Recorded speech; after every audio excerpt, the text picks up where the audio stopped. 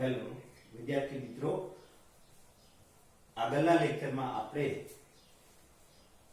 બે સ્થિર બિંદુઓ તો વીજભારો વચ્ચે લાગતું બળ અને આ બળ કુલમના નિયમ પરથી કઈ રીતે મેળવી શકાય તેની રજૂઆત જોઈ. હવે આ લેક્ચરમાં આપણે કોઈ એક સ્થિર બિંદુવત વીજભાર પર બાકીના સ્થિર બિંદુવત વીજભારો વડે લાગતા બળો અને આ બળોનું પરિણામી બળ કઈ રીતે મેળવી શકાય તે જોઈશું. એ પહેલા આપણે સંપાતપણાનો સિદ્ધાંત સમજીશું. સંપાતપણાનો સિદ્ધાંત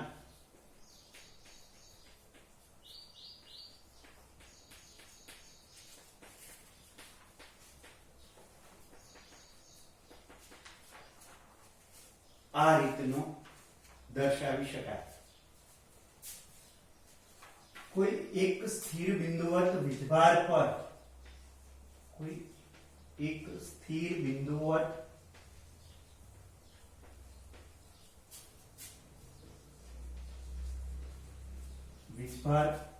પર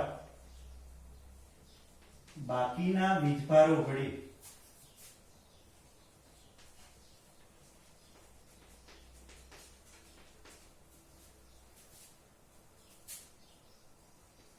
લાગતા બળોનું પરિણામી બળ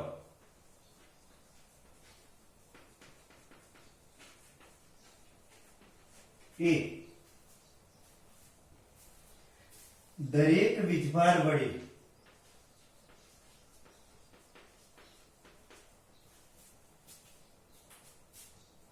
લાગતા સ્વતંત્ર બળો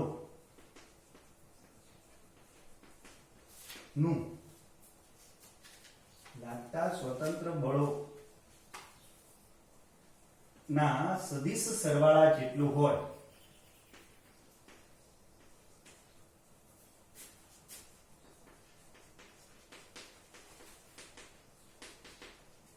આ વિધાનને સંપાતપણાનો સિદ્ધાંત કહે છે.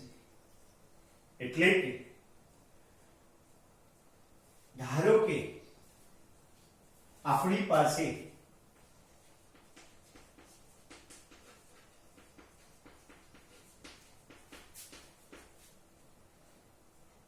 ત્રણ બિંદુવત વીજભારો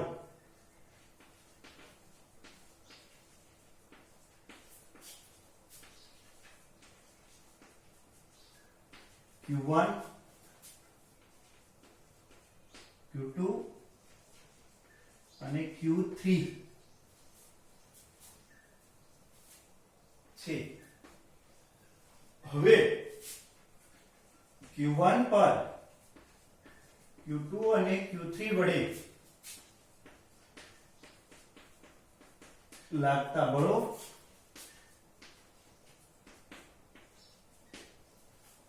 અને પરિણામી બળ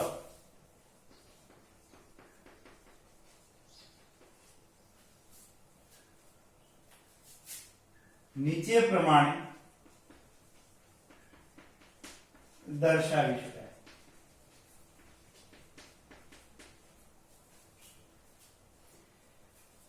અહીં એક સ્થિર બિંદુવત Q1 વીજભાર, અહીં Q2 વીજભાર અને અહીંયા Q3 સ્થિર બિંદુવત વીજભારો પ્રસ્થાપિત છે. ધારો કે ઉદ્ગમ બિંદુ O થી ત્રણેય વીજભારને રજૂ કરતા સ્થાન સદિશો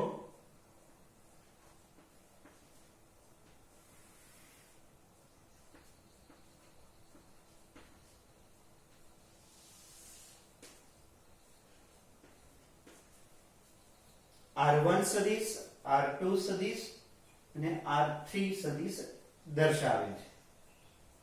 હવે આપણે Q1 વીજભાર પર Q2 વીજભાર વડે લાગતું બળ મેળવવા માટે Q2 ને Q1 સાથે જોડીએ અને જોડતા મળતો સદિશને આપણે રજૂ કરીએ સદિશ R12 સદિશ, જે સ્થાનાંતર સદિશ તરીકે પણ લઈ શકીએ. એવી જ રીતે Q3 ને Q1 સાથે જોડતો સદિશ, એને આપણે સદિશ R13 વડે દર્શાવીએ. હવે આપણને ખ્યાલ છે Q1 અને Q2 બંને ધન વીજભારો છે, માટે Q2 વડે Q1 પર લાગતું બળ એ સદિશ R12 ની જ દિશામાં મળશે, જેને આપણે સદિશ F12 વડે દર્શાવીએ. એ જ રીતે Q3 વીજભાર વડે Q1 પર લાગતું બળ એ R13 સદિશની દિશામાં જ મળશે. એને આપણે રજૂ કરીએ સદિશ F13. હવે આપણને બે સ્વતંત્ર બળો મળ્યા, એક F સદિશ 12, F સદિશ 13. આ બે સ્વતંત્ર બળોનું પરિણામી બળ આપણે સદિશ સરવાળાની રીતથી મેળવી શકાય, જે અલગ અલગ ઉદાહરણ પ્રમાણે અલગ અલગ પદ્ધતિથી મેળવી શકાય, જેને આપણે રજૂ કરશું પરિણામી બળ F1 સદિશ. અહીં વિદ્યાર્થી મિત્રો Q1 પર Q2 વડે લાગતું બળ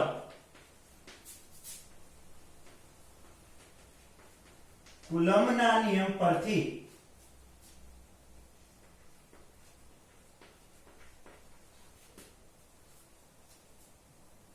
નીચે પ્રમાણે લખીએ.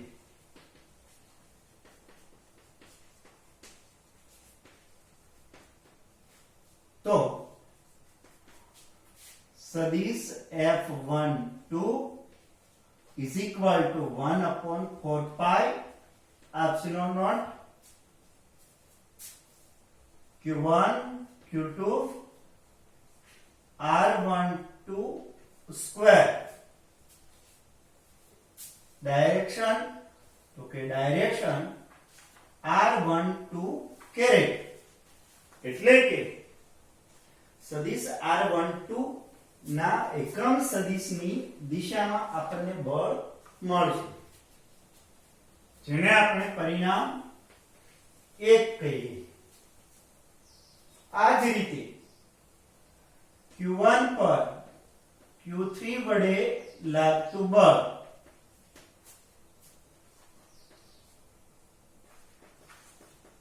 કુલમ્બના નિયમ પરથી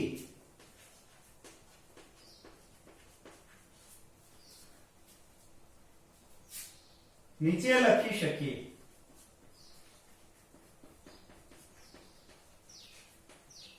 તો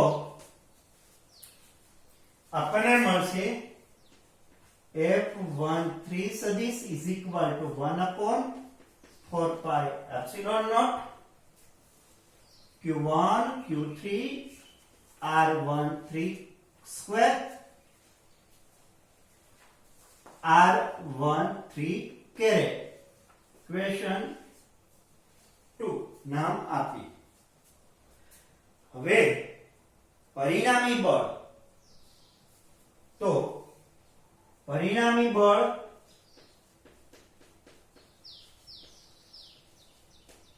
સદિશ F1 એટલે કે 1 પર લાગતું પરિણામી બળ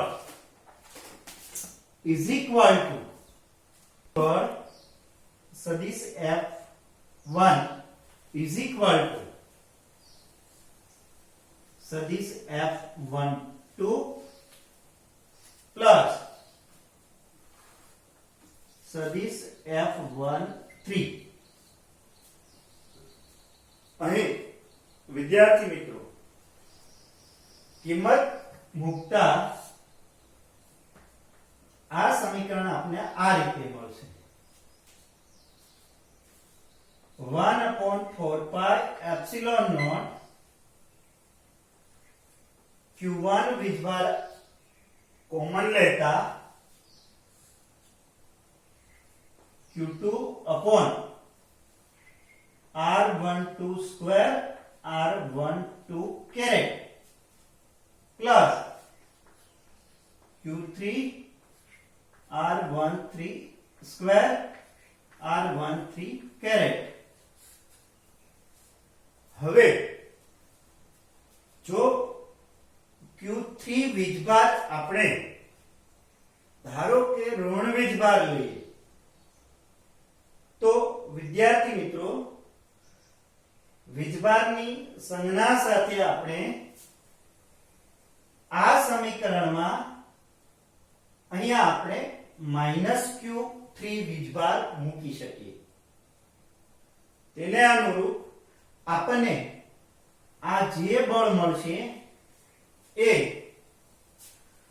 -1/4 pi epsilon naught q1 q3 r13 square 13 caret. તો એ ડાયરેક્શન આપણને આ રીતે મળશે 1 થી 3 તરફ. શા માટે?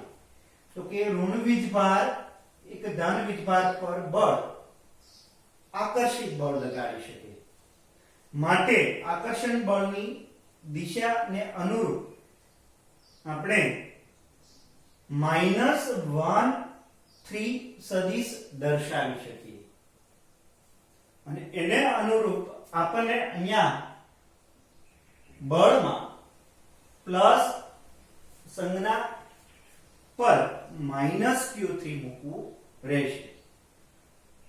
એટલે જ આપણે કહ્યું કે પરિણામી બળ એ લાગતા આકર્ષણ અને અપાકર્ષણ નો સરવાળો. એટલે કે આકર્ષણ બળ એ ધન નિશાની સાથે દર્શાવીએ, ઋણ નિશાની સાથે દર્શાવીએ અને અપાકર્ષણ બળ એ ધન નિશાની સાથે દર્શાવીએ. અહીંયા બે વીજભારો, ધારો કે n વીજભારો હોય તો આ જ સમીકરણ આપણે આ રીતે લખીએ.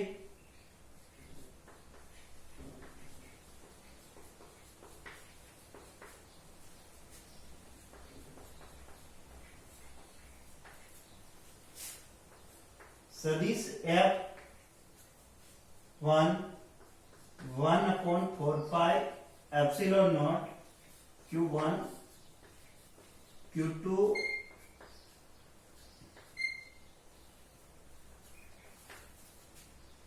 plus q3 r13 square plus etc plus qn r1n square r1n caret. તો આ રીતે આપણે સદિશ સરવાળા સ્વરૂપે કોઈ એક સ્થિર બિંદુવત વીજભાર પર લાગતું બળ મેળવી શકીએ. અહીં વિદ્યાર્થી મિત્રો વીજભાર q1 ને આપણે ધ્યાનમાં લીધો, પરંતુ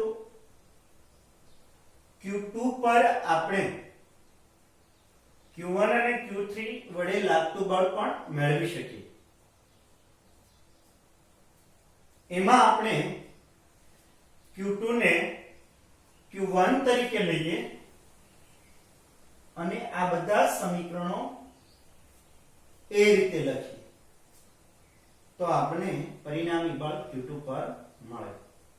તો આવી રીતે કોઈ એક સ્થિર બિંદુવત વીજભાર પર બાકીના સ્થિર બિંદુવત વીજભારો વડે લાગતું બળ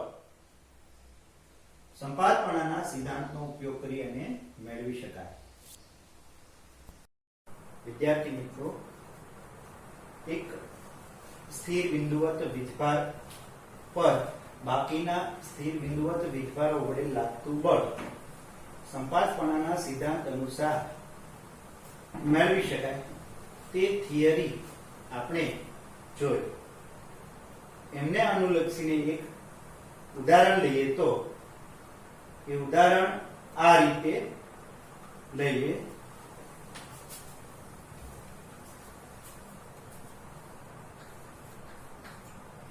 ધારો કે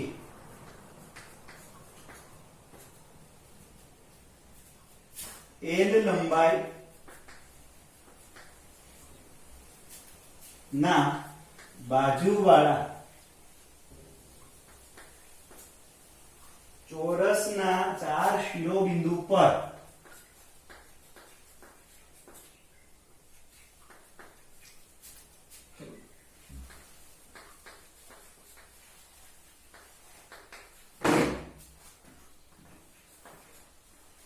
અનુક્રમે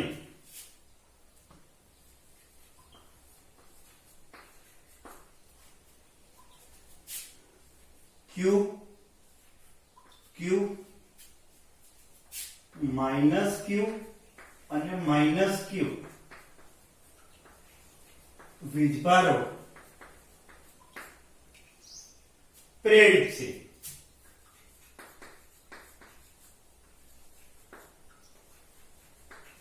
અને ચોરસના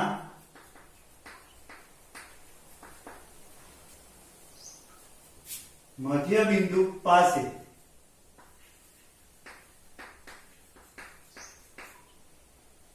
+2q વીજભાર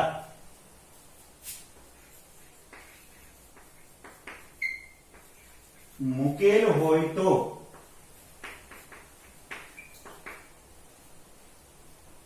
તેમના પર બાકીના વીજભારો વડે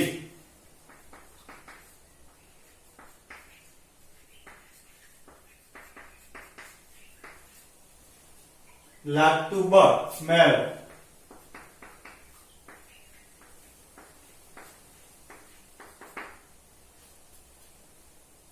તો એ આપણે આ રીતે મેળવીએ.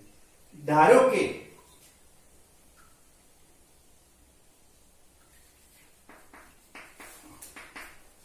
અહીં ચોરસ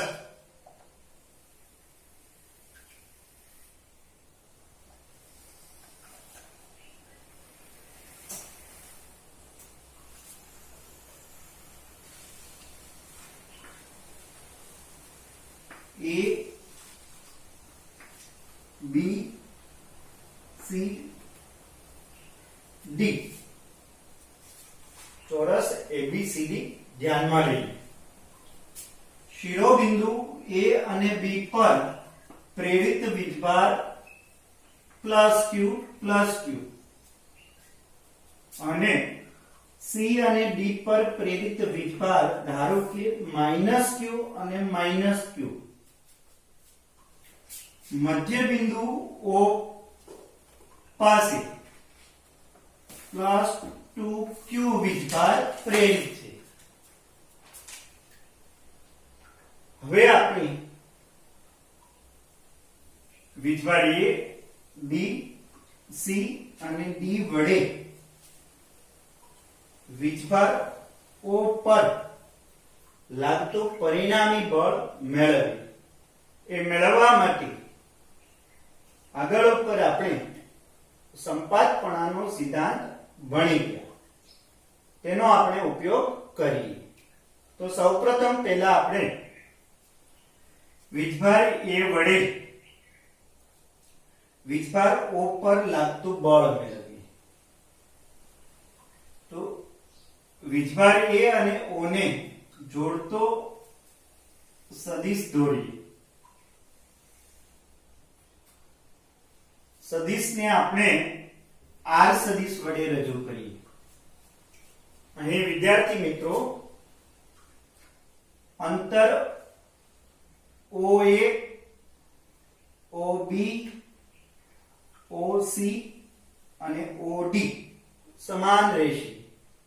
માટે આપણે b ને o સાથે જોડતા સદિશને પણ સદિશ r વડે રજૂ કરીશું અને એ જ રીતે d અને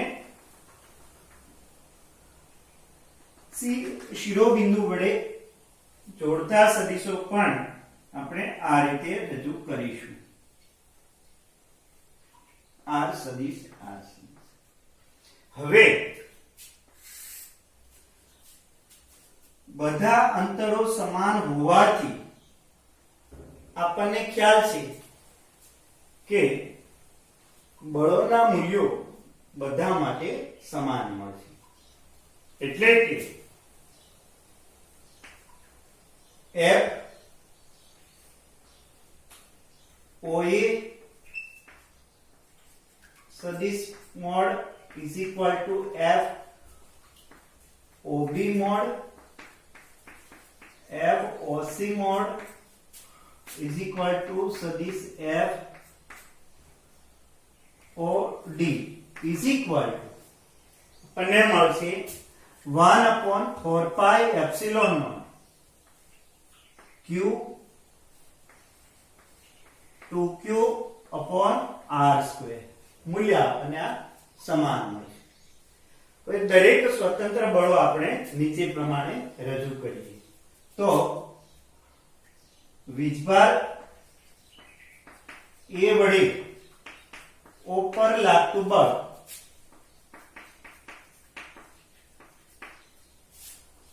સદિશ FOA is equal to 1/4 pi epsilon naught Q 2Q R square. અને જો આપણે દિશા દર્શાવીએ તો આપણે દિશા લઈશું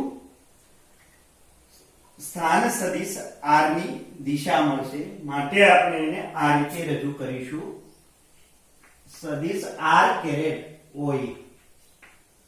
જે આગળ ઉપર આપણે સંપાતપણાના સિદ્ધાંતમાં ભણી ગયા. આ જ રીતે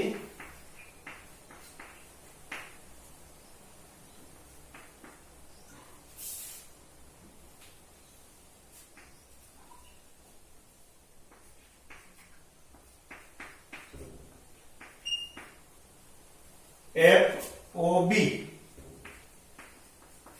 4 pi epsilon naught Q 2Q R square OB R caret OB વડે રજૂ કરી શકીએ. જેની દિશા આપણને આ મળશે સદિશ FOB. અહીં C અને D વડે લાગતા બળો નીચે પ્રમાણે લઈએ.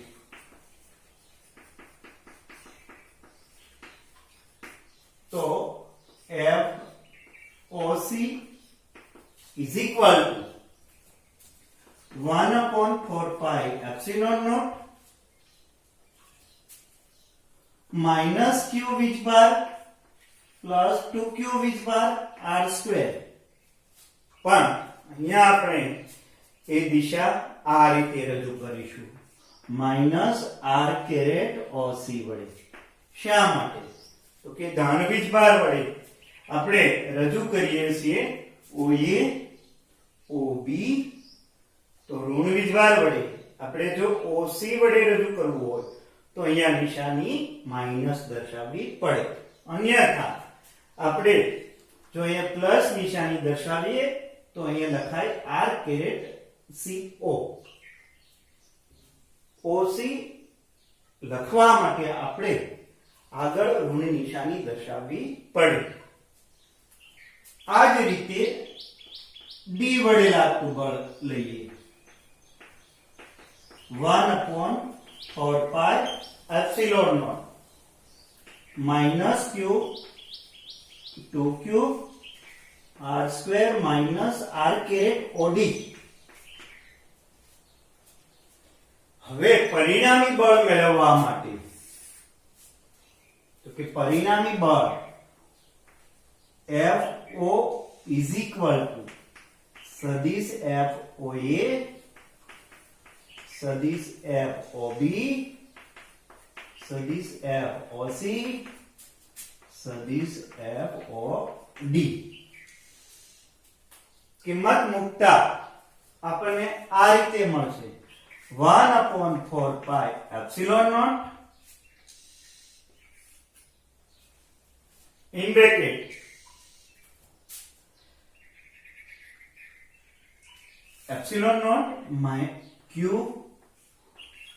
plus 2q r square in bracket caret r oa plus caret r ob plus caret r oc plus caret r o d અહીંયા આપણે માઈનસ માઈનસ પ્લસ લઈશું અને જેની દિશા આપણને આ જ મળશે સદિશ FOD અને સદિશ FOC અહીંયા વિદ્યાર્થી મિત્રો આ બંને બળોની દિશા એક જ છે અને બંને બળો સમાન મૂલ્યના છે એવી જ રીતે આ બંને બળોની દિશા એક જ છે અને બંને બળો સમાન મૂલ્યના છે માટે આપણે આ ચાર બળોનું પરિણામી બળ જો લઈએ તો એ આપણને આ દિશામાં મળશે જેને આપણે લખીએ FO સદિશ આ બંને બળો સમાન મૂલ્યના હોવાથી આ બળનું મૂલ્ય આપણને આ રીતે મળશે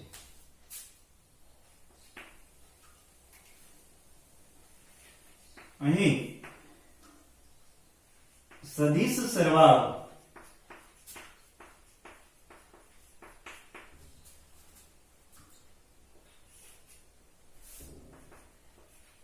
ROA caret plus ROB caret plus ROC caret plus ROD caret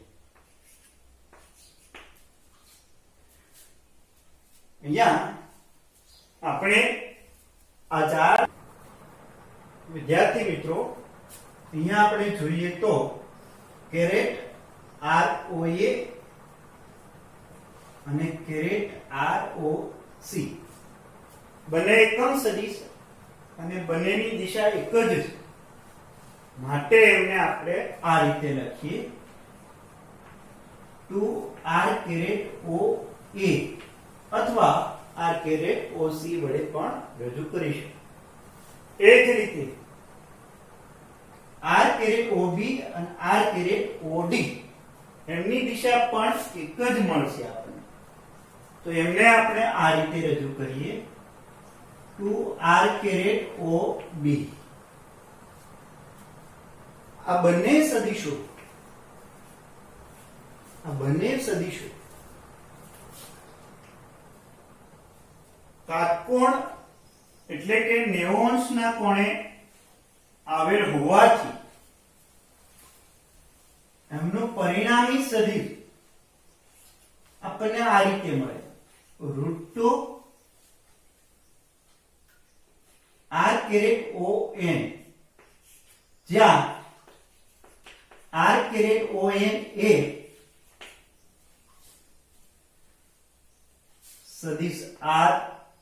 સદિશ caret ROA plus caret ROB ના પરિણામી સદિશની દિશાનો એકમ સદિશ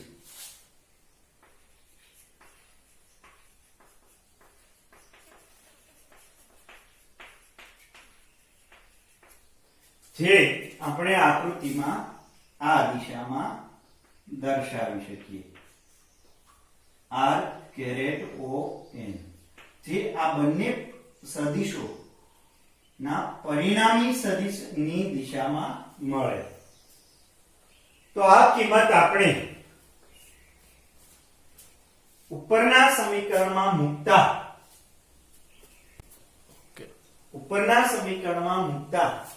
આપણને પરિણામી બળ F of this is equal to 1/4 pi epsilon naught q 2q r square 2 √2 r caret o